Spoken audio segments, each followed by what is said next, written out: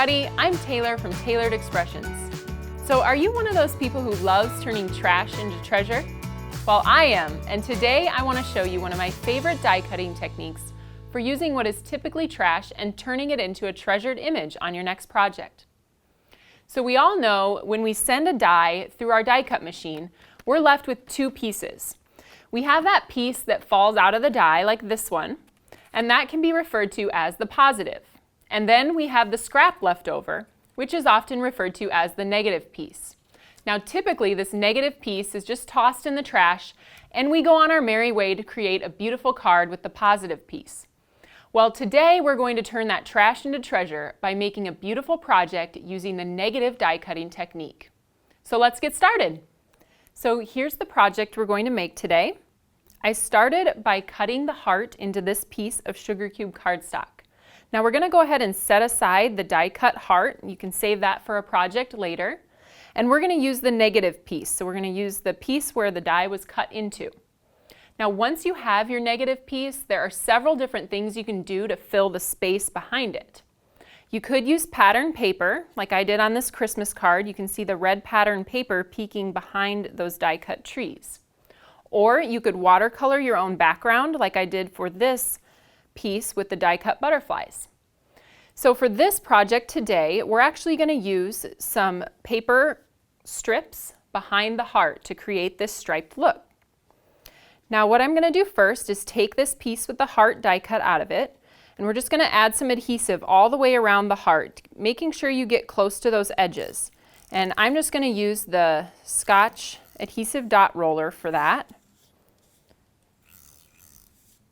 You want to make sure we get enough adhesive on there so those strips will stay put. And I'm going to add just a little bit of extra there. Make sure we have enough. So once you have that with adhesive, you're just going to start by taking those strips of cardstock. Now mine are cut at 1/2 inch, and this is a great way to use up those scraps. So you're going to take those and place them down all the way across the heart in a pattern of your choice. So we're going to go with red and then hot pink, making sure that they are right up against each other, and then the light pink, and then we'll start over with the red. Looks like I need to fill just a little bit of extra space there at the bottom, so what I'm going to do is take my scissors and just cut off one side of the red here, and I'm going to use that down here at the bottom to cover up the rest of my space. So if you turn that over, you can see how we have this really cute striped heart. And now we're going to take our scissors and just cut off the excess that we don't need from the edge.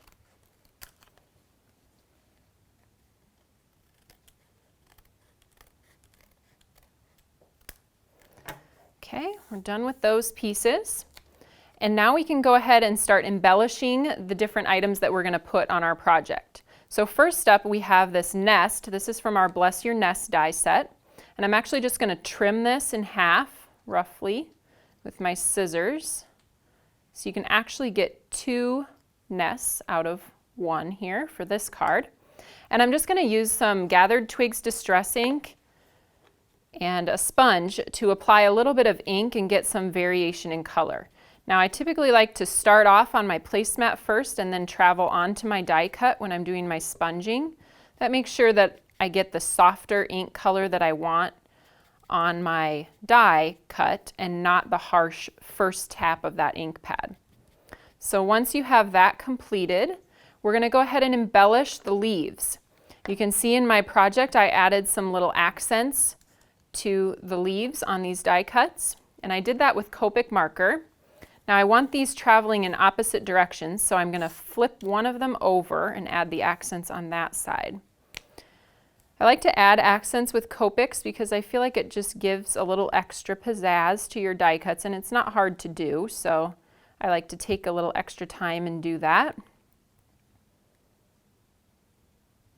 And I am using the YG13 Copic with our Granny Smith cardstock. I usually try to pick a color just slightly darker than the cardstock color when I'm adding these accents. Okay, so after you've done that, we're going to go ahead and assemble our card. I have our striped piece here, and we're going to adhere the love which is cut from a silver glitter paper. Just adhere that to the heart here. Then we're going to go ahead with our leaves next.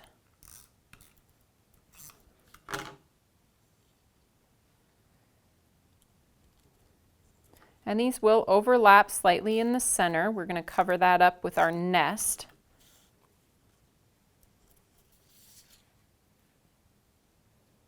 Just like that. Okay, now we're ready for the nest.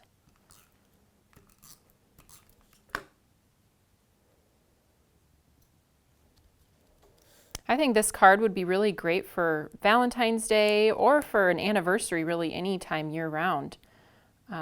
Would make a fun card for that too, with these little lovebirds in the nest, which I have on small pieces of foam tape to give it a little bit of extra dimension, so not everything is adhered straight down to the card. So there we have that completed. And lately I've been feeling like none of my cards are quite complete without a little bit of this burlap twine. So I have some of that, and I like to take some just regular Scotch tape. I'm going to tape that around the back of my image panel here, just to keep it in place while I'm wrapping it. So then we're going to take that twine and just wrap it 3 times around, and then cut it off with scissors and use another piece of tape to hold it in place on the back. And then I do the kind of cheater method where I do the bow after I do the wrapping. So on the finished card, it looks like I did it all at the same time, but I really do it in 2 separate steps. So you'll want to take a piece. I'll show you what I do. I take a piece and kind of fold it in half. Make sure your piece is fairly large so you're not trying to do this on a tiny, tiny piece. So before I cut that in half, I actually take it and I tie it in a bow, just like you're tying your shoes. Pull it tight. Then you can cut that extra piece where you did the fold. I find it's just easier not to have as many end pieces floating around while you're trying to tie your bow. So that's why I keep it connected there. And then I adhere it with a glue dot. So what I like to do is take just a regular size glue dot. I think these are 3/8 inch. And I fold it in half, and then I fold it in half again. And that gives me about 1/4 of a glue dot that can go on the back of that bow. And then the bow is going to go down right on the card like this. And we're just going to trim those excess ends off. Add our adhesive to the back of our project, and then all we have to do is put it down on our card base.